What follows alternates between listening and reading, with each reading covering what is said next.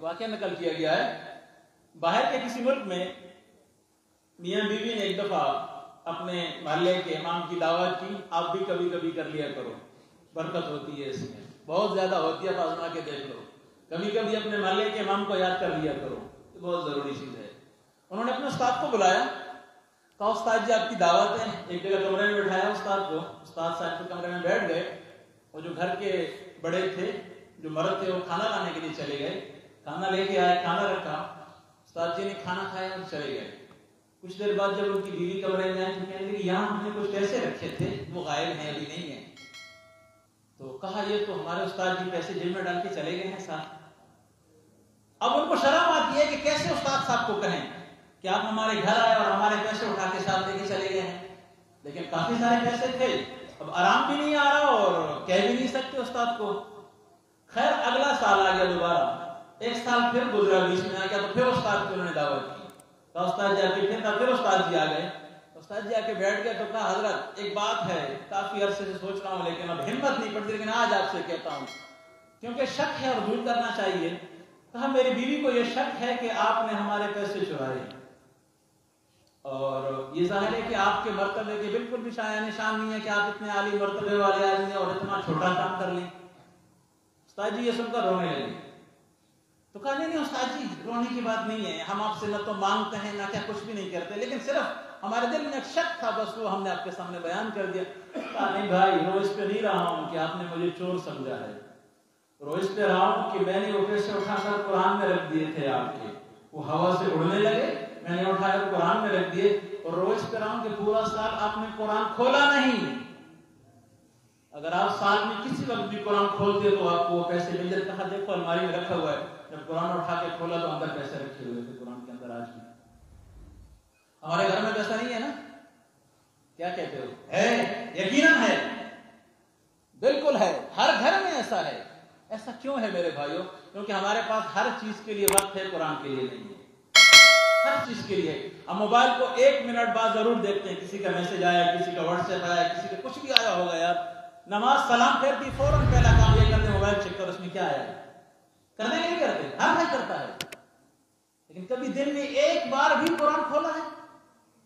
کیوں نہیں کھولا قرآن؟ کیا وجہ ہے قرآن نہیں کھلتا؟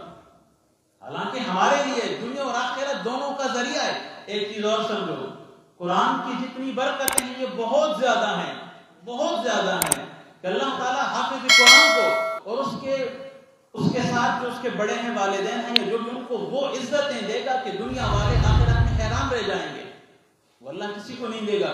لیکن اس کا ایک الٹا اثر بھی ہے۔ جہاز کی سواری سب سے اچھی سواری ہے اس وقت کے لحاظ سے، ٹائم بچاتی ہے، عزت کے ساتھ بندہ سب کچھ کرتا ہے، لیکن جہاز سے گرنا بھی سب سے خطرناک ہوتا ہے۔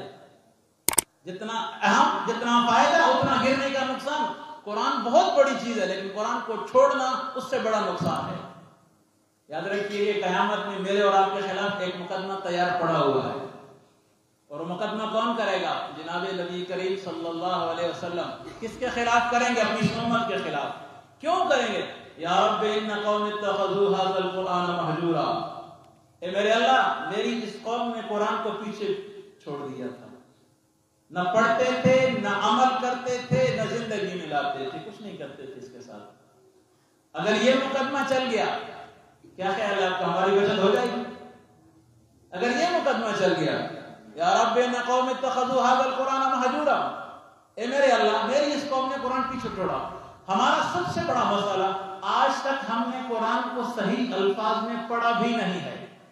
بہت کم لوگوں نے شاید صحیح پڑھا ہوگا، بہت کم، نوجوانوں کو چھوڑ کر، الحمدللہ یہاں تو ماحول بن گیا، ان کو چھوڑ کر جو پرانے لوگ ہیں بہت کم صحیح پڑھا ہوا ہے، بلکہ اکثر نے تو پڑھا بھی نہیں ہے۔ کچھ نے صحیح پڑھا ہے، جب پڑھا ہے تو پھر سمجھا نہیں ہے اس میں ہے کیا۔ صرف سورہ فاتحہ کا ترجمہ بھی شاید 80 سے 90 لوگوں کو نہیں آتا ہے، پھر پڑھنا، سمجھنا، سمجھنے کے بعد اس پر عمل کرنا، پھر آگے پہنچانا، یہ تو بہت بڑے درجے ہیں ہمارے۔ قرآن صرف پڑھنے کے لیے تو نہیں آیا ہے میرے بھائیوں، قرآن تو عملی طور پر لوگوں کو دکھانے کے لیے آیا ہے۔ اگر نہ کر سکے تو ہم نے تو وہ چیز ہے نہیں کری۔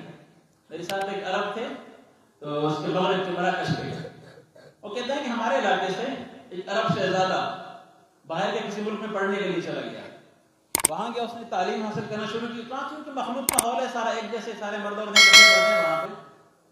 تو دوران تعلیم اس کو وہاں ایک لڑکی سے دوستی ہو گئی. پھر ان کا ارادہ چلتے چلتے شادی کر پہنچی. جب شادی کی بات پہنچی تو اس لڑکی نے کہا ٹھیک ہے شادی کرنے کا، شادی تو کر لیں گے لیکن ایک مسئلہ ہے. کیا مسئلہ ہے؟ کہا مسئلہ یہ ہے کہ میں مسلمان